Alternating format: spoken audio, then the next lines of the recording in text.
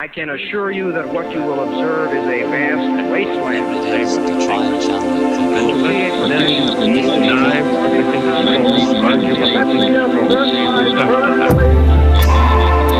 Free and uncorrupted communication.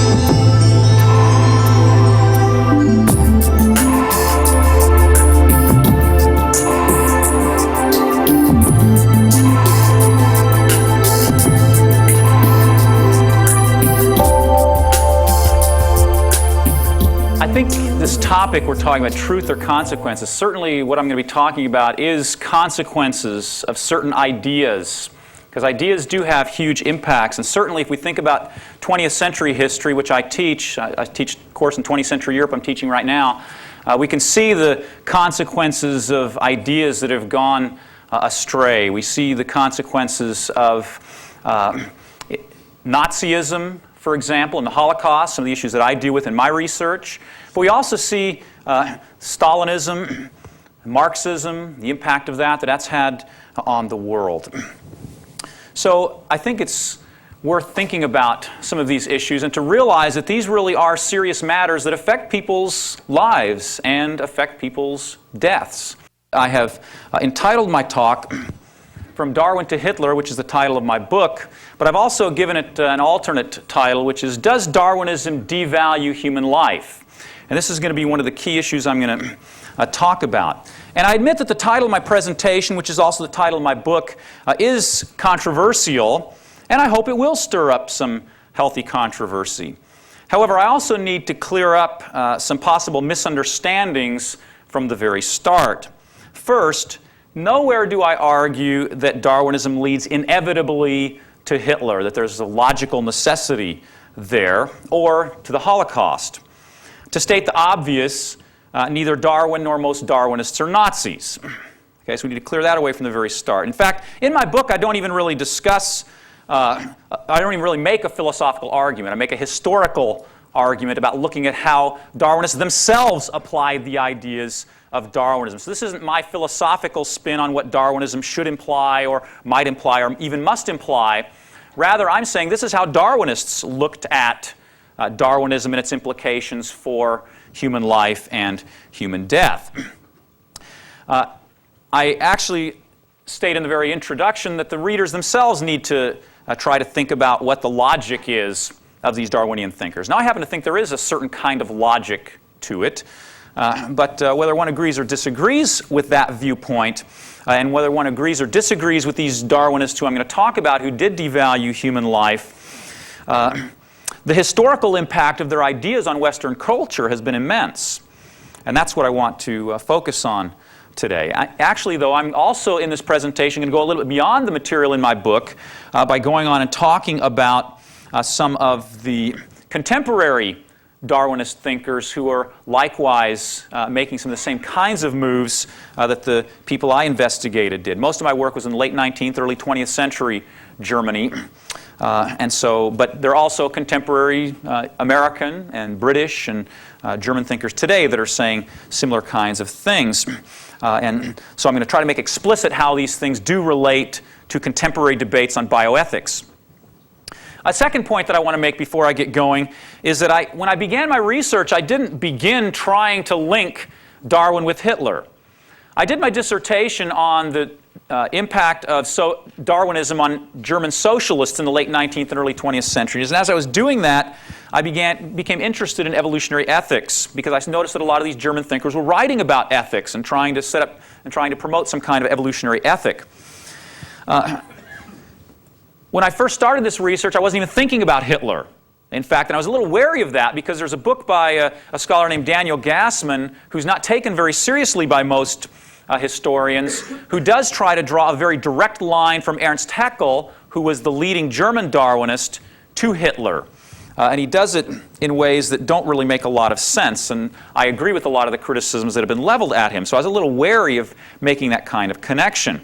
Nonetheless, I obviously did make the connection, ultimately, and I believe it was a case of being driven there by the empirical data that turned up time and again and brought me to the point where I made the connections, but I think in a much more subtle and more truthful way, perhaps, than Daniel Gassman had. There were two reasons that I made this sort of unexpected turn in my research. First of all, as I began studying evolutionary ethics in late 19th century Germany, I started finding out that German eugenicists were in the forefront of talking about evolutionary ethics. And I hadn't realized that until getting underway with my research somewhat. And so I better say just a little bit about eugenics, because that's one of the themes in my book. And it has a big bearing then on what I'm going to have to say here. Francis Galton, here's a biography of him, is considered the founding father of eugenics. Eugenics was a movement that was very prominent in the late 19th and early 20th centuries to try to improve human heredity. Galton got that idea, by the way, in part from reading Darwin's Origin of Species, by his own admission. Darwin was his cousin, and he imbibed Darwinian ideas. And in fact, all of the German eugenicists likewise argued very strongly that their ideology was based upon Darwinism.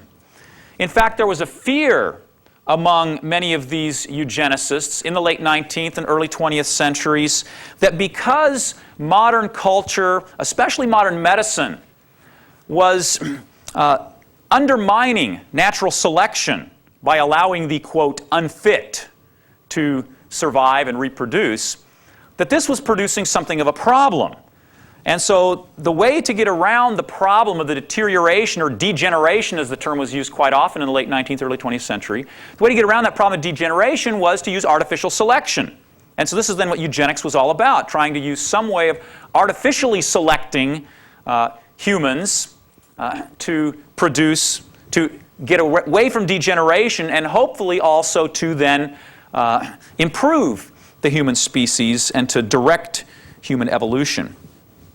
So this is one reason then, the issue of eugenics, that began driving me in the direction of my research. The second issue was in 1995 I offered a seminar called Darwinism, Religion, and Society. And in that seminar we discussed a book by James Rachels. And that book was called Created from Animals: The Moral Implications of Evolution. As we began discussing this book in the seminar, two very bright students in that seminar said that they believed that Darwinism proved moral relativism. Well, that caught my attention, and so I decided to give them a sort of concrete example to see how far they're willing to drive that. And I said, so, okay, what about Hitler? What about Hitler? Was he evil? Was he, what would you say about him? And without batting an eye, they said, correct. He was neither good nor evil. They wanted to drive the moral relativism as far as it would go. I was rather horrified by that, of course. So that got me thinking in certain ways about Darwinism and moral relativism. Then the second thing about Rachel's book is that Rachel's whole argument is that Darwinism undermines the Judeo-Christian concept of the sanctity of human life. And so that got me thinking about some of these German Darwinists that I'd read about, who some of them had similar kinds of ideas. And for example, one of them that I already knew about at this point was Ernst Haeckel, who was the leading Darwinist in Germany in the late 19th century and on into the early 20th century. And Haeckel had, already in 1870, proposed infanticide for those with congenital illnesses, especially mental illnesses. So I moved back into my research with this question then: does Darwinism devalue human life, or at least do Darwinists think that Darwinism devalues human life? And I started investigating then these Darwinist thinkers using that question. And that question is very controversial. Does Darwinism devalue human life? There are many Darwinists who will say that Darwinism doesn't have anything to do with ethics or morality. They'll invoke what's called the naturalistic fallacy, which states that you can't get from is to ought. And they will call Hitler's invocation of Darwinism, they'll sometimes call it vulgar Darwinism or distorted Darwinism. I've heard those various terms. However, whatever the philosophical argument one wants to make about that, the plain fact of the matter is historically that many leading Darwinists did and still do today believed that Darwinism does have strong ethical implications. Darwin himself did, by the way. And there were actually many of them who expressed positions very close to Rachel's own position. And so my research then sort of underlines this train of thought and the implications, or rather the consequences that it had.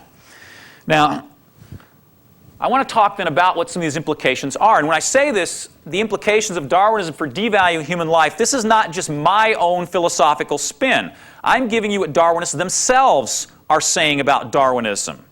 Now again, not all Darwinists are going to agree with this, I acknowledge that, but nonetheless there are many Darwinists who do buy into these particular ideas that I'm going to put forward to you tonight. First of all, human inequality. Evolution requires variation. There has to be biological variation for evolution to occur.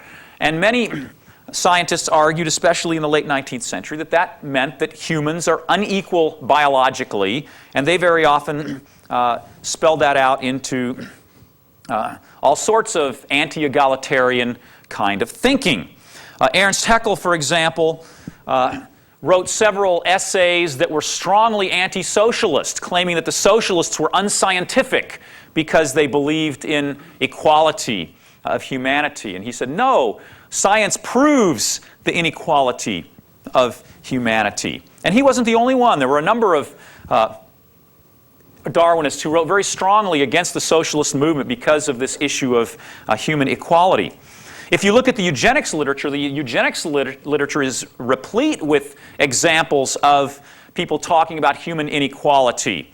The word inferiority occurs again and again and again and again in eugenics literature. They're concerned about the inferior, and you'll see this in some of the slides I'm going to show you in a little bit here too. Just to give you one concrete example, Hugo Ribert, who was a medical professor, I believe he was at the University of Bonn, wrote in one of his books on eugenics, quote, and this is, again, a fairly similar statement to many other eugenicists too. This is not just sort of off-the-wall, fringe stuff. This is mainstream medical professor eugenics ideology. He said, "The care for individuals who from birth onwards are useless alike mentally and physically, who for themselves and their fellow creatures are a burden merely, persons of negative value, is a function altogether useless to humanity, and indeed positively injurious." I mean, he used some pretty strong language there to make clear, words, they're a burden, they're negative value, useless to humanity, and injurious. Those were common ideas at the time about those who had hereditary illnesses, especially mental illnesses. Now, there were two ways that this inequality could work, and it did work this way, in fact, in the Darwinian scene in the 19th and early 20th centuries. First of all, within society.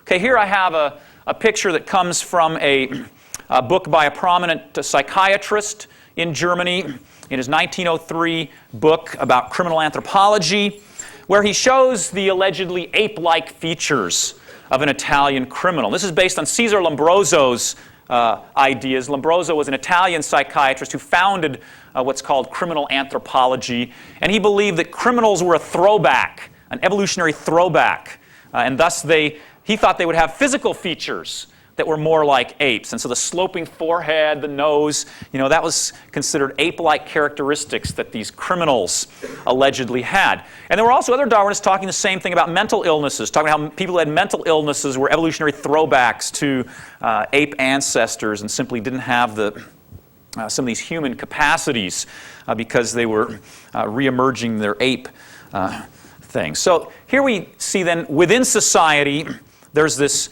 inequality, and especially it had to do with the mentally ill and criminals. And by the way, psychiatrists were on the forefront of the eugenics movement. They were really one of the driving forces in the eugenics movement.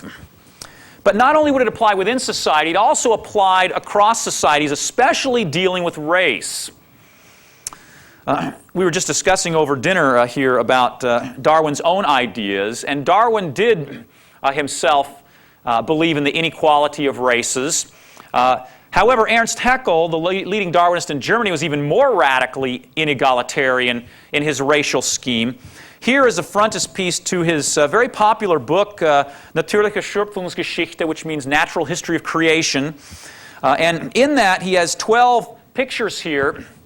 And you notice the top one here is Indo-European. And then we have Asians, Mongol race, they called it at the time.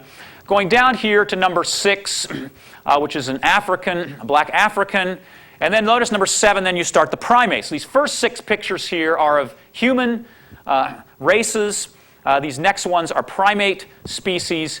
And the caption to this particular illustration claimed that the distance between the highest human, that's number 1 here, and the lowest human, number 6 here, is higher, or bigger rather, than the distinction or difference between the lowest human and the highest primate. And notice how similar those are in facial features and such. The idea is here, these are real close, and these are further apart. You have actually 6 steps to get to here, and then just 1 step to the primate there. And he actually wrote that in the caption. In fact, Haeckel at one point claimed that the difference mentally between the lowest human and the highest human was greater than the distance between the lowest human and even a dog or an elephant. Haeckel also divided the human races into 12 species. Not only that, but he divided those 12 species into 4 distinct genera. So that's how inegalitarian he was in his racial scheme. And this is not totally unusual. Haeckel was extremely influential, for one thing, and won a lot of people over to his ideas, but there were many Darwinists preaching similarly this racial inegalitarianism. And here's an illustration to show that this hit the popular front as well. Here's a popular magazine in Germany with some German, this is during World War I, 1916. Here's some German soldiers, and they have captured a black African troop. The French used black Africans on the Western Front.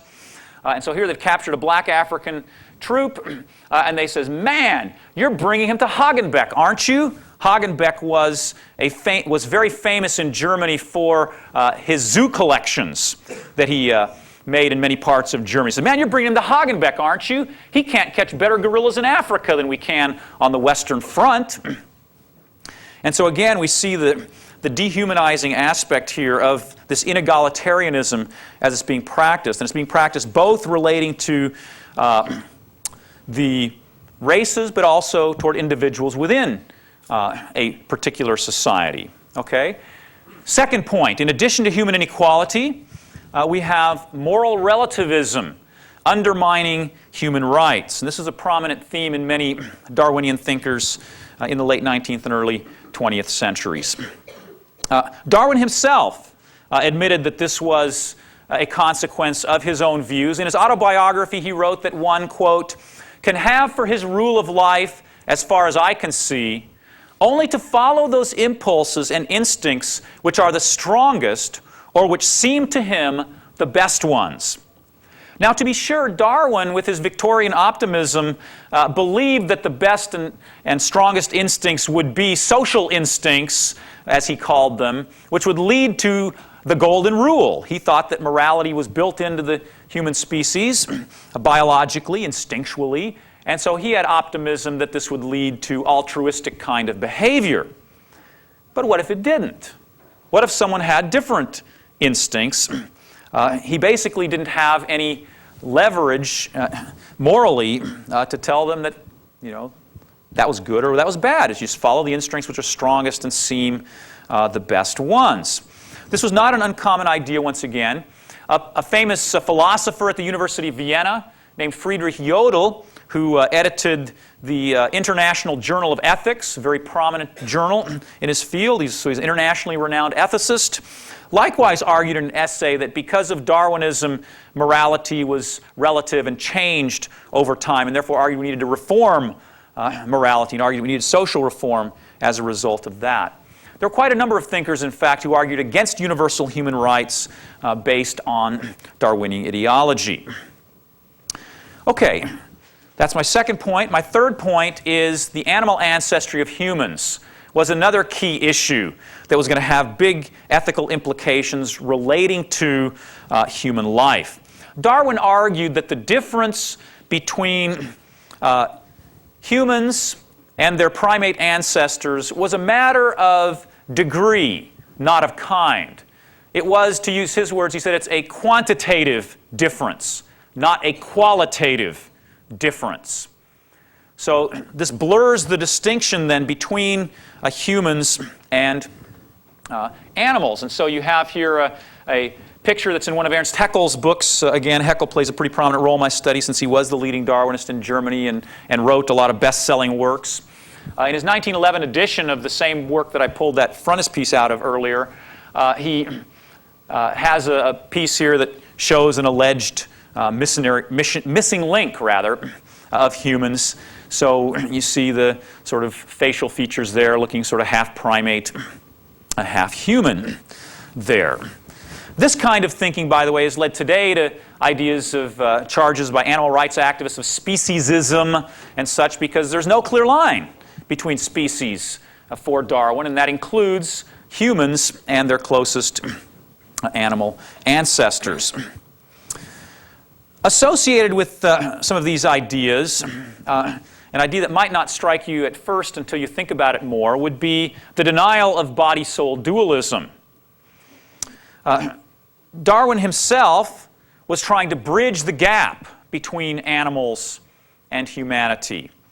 And in doing that, Darwin wanted to explain all human faculties as the product of purely natural processes.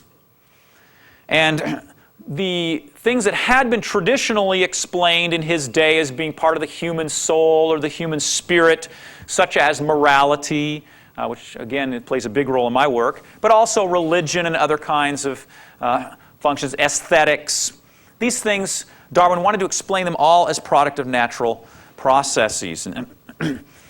And many other Darwinists agreed. In fact, one of the most striking cases I found of this was Auguste Forel, who was a world-renowned psychiatrist at the University of Zurich in Switzerland, who, as a young man, read Darwin's Origin of Species and immediately became convinced. In fact, he describes this in his autobiography in the terms of almost religious conversion experience, that suddenly the lights went on and he understood that there was no such thing as a human soul, and because of Darwin's theory. And he went out after that and studied ants and ant social behavior and such, and then eventually became a psychiatrist, a leading psychiatrist in the world, and became one of the leading figures in the eugenics movement, winning over some of the main German eugenicists. There were also many others in the Darwinian camp who were struggling against the idea of body-soul dualism. Ernst Haeckel, whom I've mentioned a number of times already, in 1906 founded an organization called the Monist League. And he called his philosophy monism. And what that was meant to do was be a direct contradiction to dualism.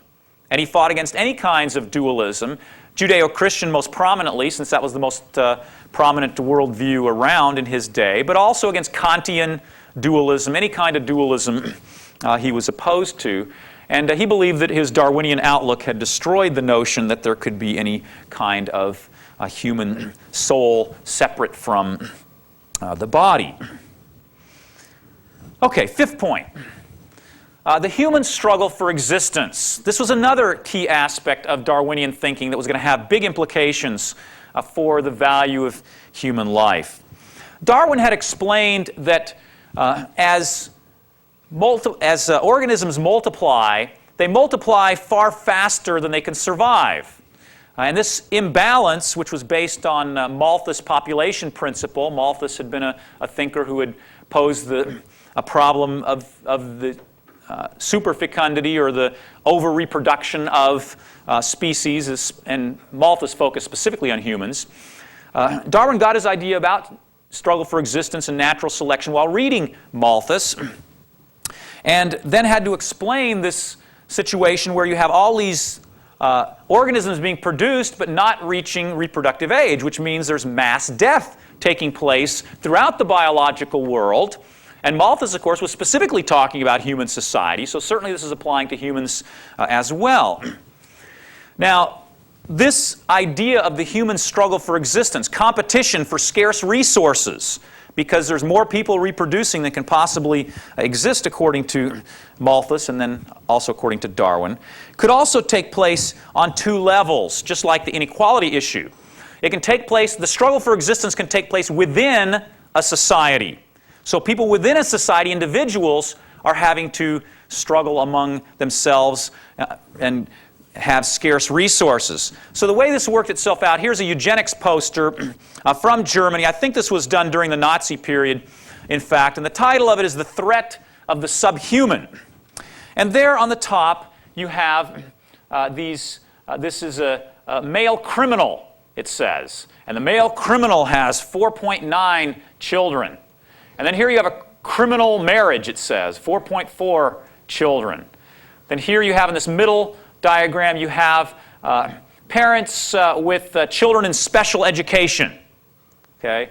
And they have 3.5 children with them. And then down here you have the average German family.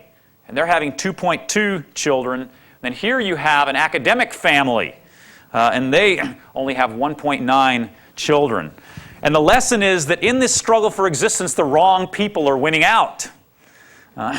It's the criminals and the mentally, quote, substandard are the ones who are winning out in the struggle for existence. So we need to rectify this situation.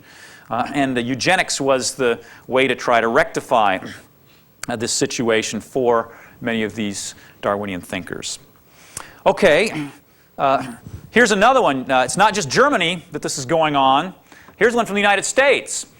This is a display that was put in many fairs throughout the United States. The American Eugenics Society had booths at county and state fairs throughout the United States in the early 20th century where they pushed for their ideas relating to population. And you see here on the left, it says some people are born to be a burden on the rest. And then here below it says America needs, and then it says less of these, and it has here on the left a light blinking. It says that light blinks every 48 seconds on the left. And it says every 48 seconds a person is born in the United States who will never grow up mentally beyond that stage of a normal 8-year-old boy or girl. Okay? So we need less of those. And then on the right side it says America needs more of these. And here you have a light flashing. It says this light flashes every 7.5 minutes. It says every 7.5 minutes a high-grade person is born in the United States who will have ability to do creative work and be fit for leadership. About 4% of all Americans come within this class. Now notice the disparity here. Okay, on the left you have every 48 seconds. Here it's only every 7.5 minutes. Again, this is designed to generate your fears of human degeneration that's going to take place because more of these, quote, unfit people are being born than of the so-called fit. Okay, so again, a similar kind of idea. Notice again the inegalitarianism here, which we already talked about earlier, people being a burden on the right, trying to figure out how to correct these kind of problems that they have. Okay, so that's how the human struggle for existence would take place within society. But then human struggle for existence also takes place between societies. Here's a diagram from a book by a man named Friedrich Helwald, who was a prominent German ethnologist who wrote a book called The History of Culture. This is from the 4th edition in 1896. His first edition was in the 1870s. And he was highly regarded by his colleagues, but his whole account of the history of culture is an attempt to try to show how the Darwinian struggle for existence applies to human history. And this he gives as one example, and he says in the text that this is an example of the human struggle for existence. The Spaniards up here are letting their dogs loose on the American Indians, and Helwald says this is just a natural process that takes place. It's just part of the human struggle for existence. And so, thus justifies this kind of scene as he depicts it here. Now, Helwald was not the only one to put forward ideas similar to this. In fact, Darwin himself put forward ideas about racial extermination. Darwin wrote to a colleague saying that, quote, "The more civilized so-called Caucasian races have beaten the Turkish hollow in the struggle for existence. Looking to the world at no very distant date, what an endless number of the lower races will have been eliminated by the higher civilized races throughout the world." He also said in The Descent of Man, so in a published work, quote, "At some future period, not very distant as measured by centuries, the civilized races of man will almost certainly exterminate and replace throughout the world the savage races." This was a very prominent and fairly common idea among Darwinists in thinking about their inegalitarianism and then the struggle for existence resulting in extermination and death for those who were considered unfit or less fit. Okay, my sixth point then. That was the human struggle for existence. Now, sixth point. Darwinism viewed death in a whole new way than had certainly traditional Judeo-Christian thought. Darwinism saw death as producing progress. After all, the human struggle for existence is producing greater complexity in organisms. And so he saw death as being an engine driving the evolutionary progress. And although Darwin, by the way, some note that Darwin didn't really believe in teleology, and there are times when he says he doesn't believe in his work promotes the idea of progress, but actually he uses words of progress throughout The Origin of Species and Descent of Man.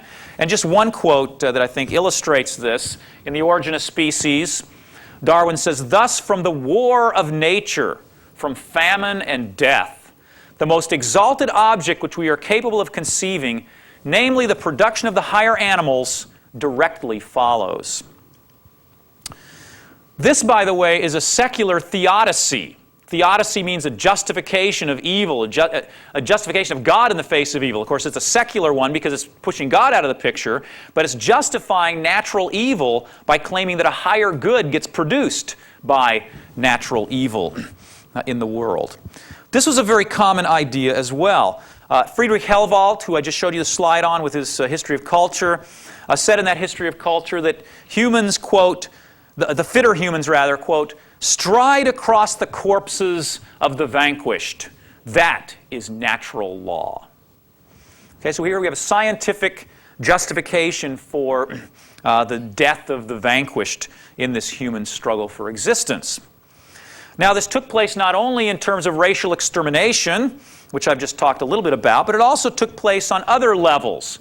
There were quite a number of Darwinian thinkers in the late 19th and early 20th century who used Darwinian thinking to justify abortion, to justify infanticide. I already mentioned Ernst Haeckel there, and also euthanasia. And in these two books that came out fairly recently, the first one on the top there by Ian Dalbiggin, he's at the University of Prince Edward Island, his book A Merciful End, the Euthanasia Movement in Modern America, and then also Nick Kemp, Merciful Release, The History of the British Euthanasia Movement. I should say, too, that these two guys ideologically are poles apart. Dalbiggin's a little skeptical toward euthanasia, whereas Kemp is very supportive of euthanasia. Both of them admit that Darwinism was a key point in the conversion of people toward euthanasia, and that leaders in the early euthanasia movement in America and in Britain were very influenced by Darwinian thinking. Dalbiggin said this, quote, "The most pivotal turning point in early history of the euthanasia movement was the coming of Darwinism to America." So he said that was the most important point ideologically in winning people over to euthanasia.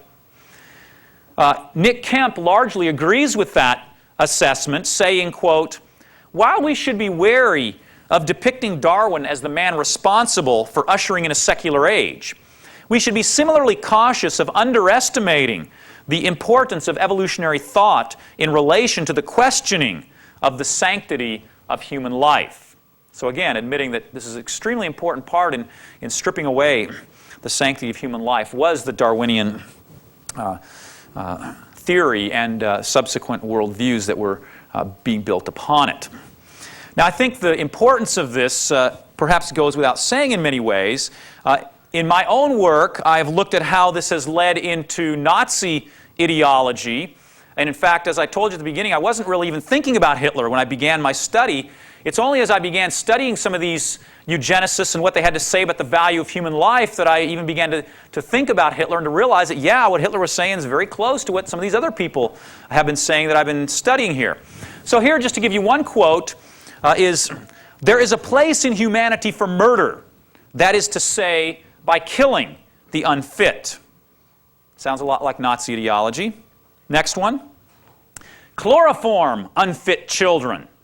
Show them the same mercy that is shown beasts that are no longer fit to live." That sounds a lot like Nazi ideology, but these guys weren't Nazis that wrote this.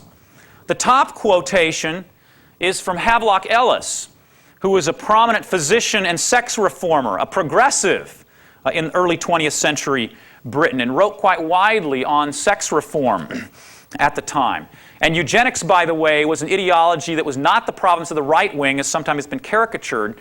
Eugenics ideology was very, and scholars acknowledge this pretty much across the board, was very popular with the left as well, and progressives. In fact, the very earliest eugenicists were themselves progressives. Some of them called themselves socialists even, or at least were sympathetic with socialism. But not with the, I should say, not with Marxism, because they weren't egalitarian. This second one here about chloroform the unfit children, this comes from Clarence Darrow, the American who was the defense attorney at the famous Scopes trial relating to Darwinism. He was defending Darwinism at the Scopes trial there. And he was also then a prominent supporter of infanticide and euthanasia based on his Darwinian thinking. And again, notice the word unfit is in both of those quotations as well, showing the connections there with the Darwinian kind of thinking. Now, I think what this has to do with Hitler is probably fairly obvious. I don't need to spend a lot of time on it. If you want to read more about it, the last chapter of my book talks about Hitler and his ideas. In fact, the last chapter is called Hitler's Ethic, which is not an oxymoron, by the way. A lot of people think that that's sort of contradictory, Hitler's ethic. In fact, I actually gave a talk one time at a university where I laid out the table of contents for my book. And the last chapter on Hitler's ethic, one of the persons in the audience in question and answer time quipped and said, "Well, I guess that last chapter is going to be kind of thin, huh?" And I said, "Oh, on the contrary, I think Hitler did have some very coherent, albeit pernicious, moral views." And in fact, very interestingly, the very day that I sent my manuscript off to my publisher, the very final manuscript last July, I received an email from someone telling me about a work by Claudia Kuntz at Duke University with Harvard University Press that just came out called The Nazi Conscience. And her work, in fact, corroborates a lot of what I say about Hitler and his particular views, at least that he has a coherent ethic. She doesn't argue for the Darwinian angle. However, she doesn't really talk about the antecedents at all. So my work actually fits together kind of nicely with hers, in fact. But I think what it has to do with Nazis is pretty obvious. But here's a Nazi poster to sort of make a little more explicit here what we're talking about. This Nazi poster sounds a lot like the one I showed you earlier of the American Eugenics Society at the fairs and such. 60,000 marks is what this mentally ill person costs the national community in a lifetime. Comrades, this is your money too. And once the Nazis came to power in July 1933, just 6 months after they came to power, they passed a law of compulsory sterilization for those who were considered mentally or physically handicapped, especially those who were institutionalized. And they carried this program on extremely vigorously, sterilizing several hundred thousand. In fact, they sterilized half the population. 0.5% of the population of Germany was compulsorily sterilized in their sterilization program. Then when World War II broke out, they began a so-called euthanasia program. Now, but this was not voluntary euthanasia.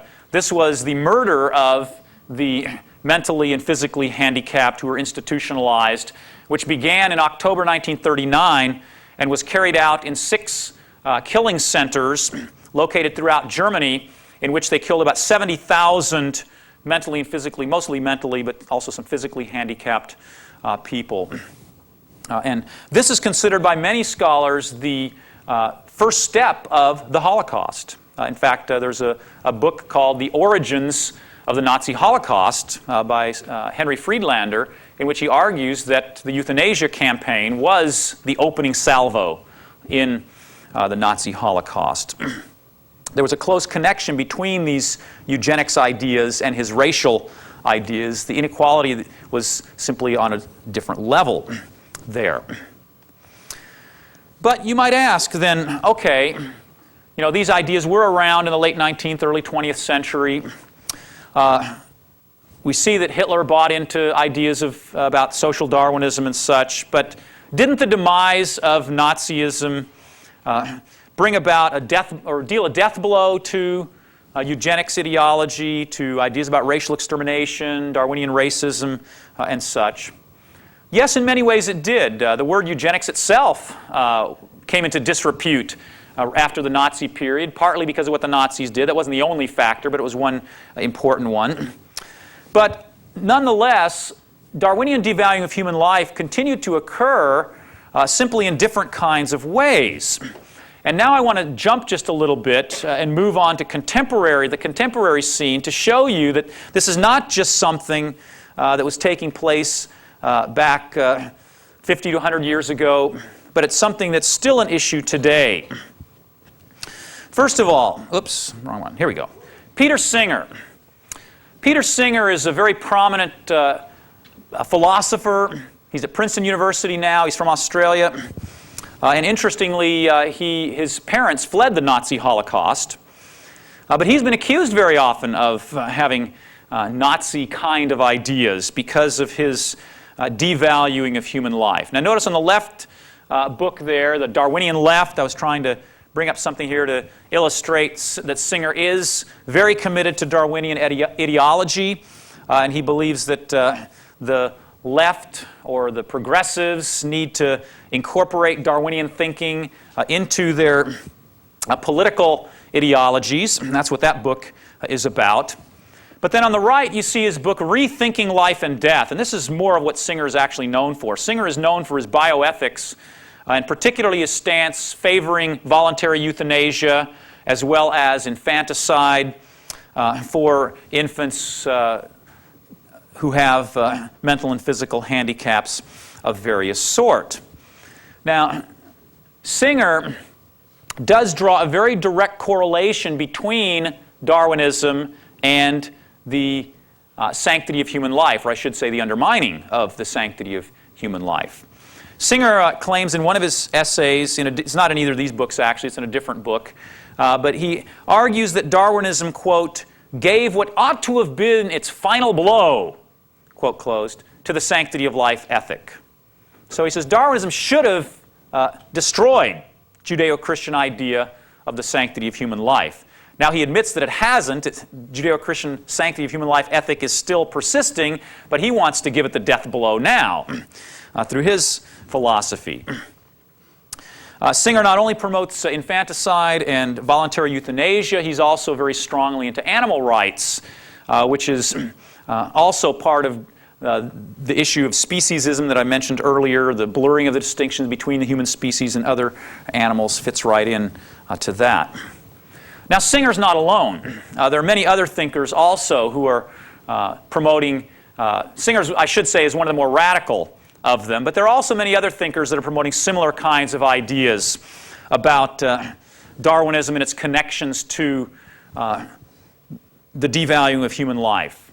This one by Daniel Dennett, who's a prominent materialist philosopher in the United States. His book, Darwin's Dangerous Idea, Evolution and the Meanings of Life. In that book, he argues that Darwinism acts like a universal acid, dissolving all other ideologies, all other ideas, especially religion, and also ethical ideas, though. And he does spend a good deal of time talking about ethics in that book, although there are a lot of other issues that he raises as well. In his talking about ethics, he does briefly discuss the issue of the value of human life. It's not a major theme in the book, but it does get discussed. And he says that there are, quote, gradations of value in the ending of human lives. Well, if there are gradations of value in ending of human lives, this also implies, at least to me, that there are gradations of value of human life. And in fact, he goes on to say, in thinking about sort of concrete steps here, he goes on to ask, which is worse? Taking heroic measures to keep alive a severely deformed infant, or taking the equally heroic, if unsung, step of seeing to it that such an infant dies as quickly and painlessly as possible? Okay, so again, here is a not very veiled promotion of infanticide for children that have some kind of deformity of sorts. So again, we have a similar kind of idea percolating here in Daniel Dennett's book. And so apparently Darwin's dangerous idea is especially dangerous to the mentally and physically handicapped. And that universal acid apparently eats away at them most. Okay, let me stop there for a second. Okay, another key figure today is Richard Dawkins. He's probably one of the most famous Darwinists in the world today at Oxford University. In an article in 2001, and there are many other places I could look for this too, but I thought this one was especially interesting. In 2001, he wrote an article in which he advocated genetic engineering to try to produce a missing link, if you will. He wanted to try to produce something as close to an Australopithecine as possible to get back. He even called her a Lucy. Okay, so he wants to get back to a missing link. Now, why would he want to do that? And in fact, he even says he sort of thinks that maybe he would feel sorry for such an individual, such an organism. I don't know what he would call it, sort of half human, half animal, I suppose. He said he would sort of feel sorry for him because it would probably be put in shows and such and be shown off. But he said he nonetheless thinks it would be a great idea to do it because he says he thinks that it would help destroy our speciesist illusion. And the speciesist illusion is the idea that there is a significant distinction and difference between humans and other animals. And so he says we could bring on this missing link if we could produce it genetically, figure out genetically what that must have been, try to track that back, produce it through genetic engineering, then we can show the fallacy of any kind of sanctity of human life. In that same essay, I should remark also that Dawkins also expressed the desire that if he ever got, quote, past it, that he would be euthanized. And some people probably think Dawkins is already past it. But fortunately, I hope at least that most of those also believe in the sanctity of human life, and so they won't help him out in his request. Well, there are many others, and I could go on and on here, but maybe just suffice it for one more example, contemporary example, and that's James Watson. Again, he's the most famous geneticist around today. He co-discovered the helix model of DNA back in 1953 with Crick. He then became head of the Human Genome Project when it was started in the early 90s, 89 to 90. And has had a huge impact on the field of genetics. He builds his worldview very forthrightly on Darwinian naturalism. I don't know if any of you saw Watson in the PBS special on genetics that was out like in January, I think, but he talks quite extensively about Darwinism and the way that it undermines the idea of design and such. He makes, in fact, quite a number of startling statements in that. Watson has never learned to mind his mouth, has never been known for his tact. He's created a lot of enemies that way, too. But Watson proposes a new eugenics. He doesn't use that word very often. The word eugenics is still a little bit too much disrepute. A lot of times people say new genetics instead of eugenics. But actually, the word eugenics is actually getting a little bit of a comeback in the last few years. And people are beginning to be less abashed about using the term eugenics in contemporary discourse. And he very forthrightly argues for human inequality and biological inequality in that PBS special that focuses on him and his ideas about new eugenics. And they're talking about different aspects of human genetic engineering and such to try to get rid of. And by the way, there's a really interesting clip, by the way, in that PBS special where Watson is talking about, he says, the lower 10% of people in elementary school. and he's talking about how they are inferior. He doesn't use the word inferior, but that's the point that he's making there. And he actually says, as he's going through that, talking about these 10% of people, he says, you know, we need to find a way to get rid of, to help out these people who are in the lower 10%. And when I heard that, he sort of stumbles over it a little bit, and I actually had to replay that about 10 times to really listen to exactly what he said and how he said it. I mean, he really does say we need to get rid of, and then I forgot what the exact next two words are, but he sort of stumbles a little bit, and then he says, help out those who are in this lower 10%. But if you listen to the rest of the video, he's talking very forthrightly about, quote, getting rid of those with various kinds of physical and mental hereditary illnesses. Well, in 1973, before we had a lot of the genetic technologies we have, especially diagnostic technologies, Watson actually proposed that we allow parents to kill their infants after birth because we couldn't figure out at that time, and you'll see this in the very top part of this, I've got the slide up here. Watson said in 1973, because of the present limits of such detection methods, meaning of genetic illnesses, well, now he doesn't have that problem because they can detect a lot of them. Not all of them, of course, but they can detect a lot of them now, so he's pushing abortion very strongly now. But at this time, he said, because of the present limits of such detection methods, most birth defects are not discovered until birth. If a child were not declared alive until 3 days after birth, then all parents could be allowed the choice. There's that word choice again. We hear so much in our society. The doctor could allow the child to die if the parents so choose and save a lot of misery and suffering. Okay, let me close by considering the question then. In light of all of this, does Darwinism really devalue human life? I think I've shown conclusively that historically, Darwinism has indeed devalued human life, leading to ideologies that promote the destruction of human lives deemed less valuable or unfit. Those on the forefront in promoting abortion, which I haven't talked about much tonight, but if you look back at the early abortion movement, you see Darwinian arguments cropping up quite strongly as well. Ernst Haeckel made arguments for abortion based on, matter of fact, let me mention that real quick because I think that's a really interesting one. Ernst Haeckel argued that from conception, a person is a distinct human individual. But he was promoting infanticide even.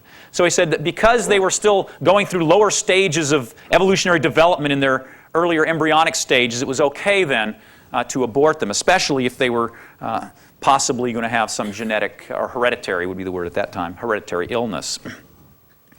But those in the forefront promoting abortion, infanticide, euthanasia, and racial extermination often overtly based their ideas on Darwinism.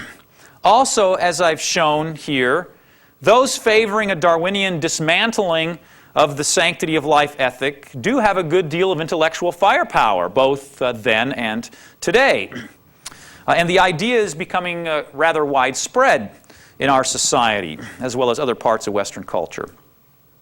There are, of course, various religious and philosophical moves that someone could make to evade these conclusions, and some Darwinists have in the past, and some still do today, vigorously oppose these kinds of developments of devaluing human life. And for this we can be thankful. They construe them often as faulty extrapolations by overzealous Darwinian materialists, perhaps. However, it still does seem to me that there is some kind of inherent logic in the move that these Darwinists are making in undermining the sanctity of life ethic. And if you think about those 6 points that I raised, I think there is a certain kind of logic to that, whether one agrees with that move or not, that does make this a very alluring view. And so I really doubt that this kind of view of Darwinian devaluing human life is going to disappear as long as Darwinism is ascendant. Because Darwinism has such profound implications for our views of humans and what it means to be human, and human nature, life, and death, it seems to me implausible to maintain that Darwinism can be fully disentangled from ethics or religion. In fact, Stephen Jay Gould, who passed away recently but was one of the most prominent Darwinian biologists or paleontologists in the world, argued that Darwinism and science on the one hand, and religion and ethics on the other hand, are completely separate, totally divorced, having nothing to do with each other. He called this his view of the non-overlapping magisteria. So they don't overlap at all in any way. But even he failed to keep them apart when push came to shove and when he began writing. In his book, just to give one example, he has a book out called Wonderful Life, The Burgess Shale and the Nature of History. And in that work, Gould argues for the contingency of history. That is, chance events drive history. It's not programmed in. As a matter of fact, he specifically says that if you replayed the tape of life, humans probably wouldn't exist. The closing words of his book, however, show that he wasn't really able to keep things separate the way that he thought he could. Let me read to you just the very closing words to Wonderful Life. And so, if you wish to ask the question of the ages, why do humans exist? A major part of the answer, touching those aspects of the issue that science can treat at all, must be because Pikaia, which is a Burgess Shale chordate that he talks about in the book, because Pikaia survived the Burgess decimation. This response does not cite a single law of nature. It embodies no statement about predictable evolutionary pathways, no calculation of probabilities based on general rules of anatomy or ecology. He goes on, the survival of Pikaia was a contingency of just history. I do not think that any higher answer can be given, and I cannot imagine that any resolution could be more fascinating.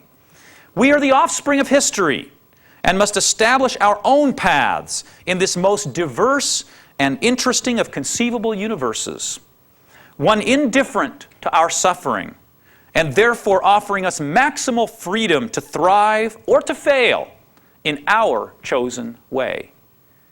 Now that is just dripping with religious and ethical content.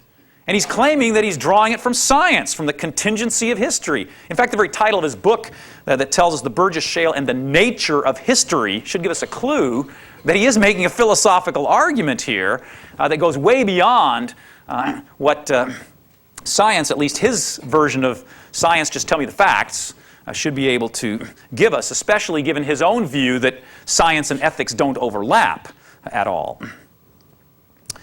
Whatever one's stance on Darwinism, then, I think it's certainly safe to say that Darwinism has had a tremendous influence on ethical and moral ideas in the modern world.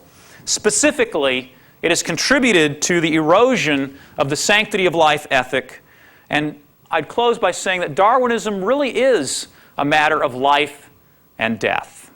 Thank you.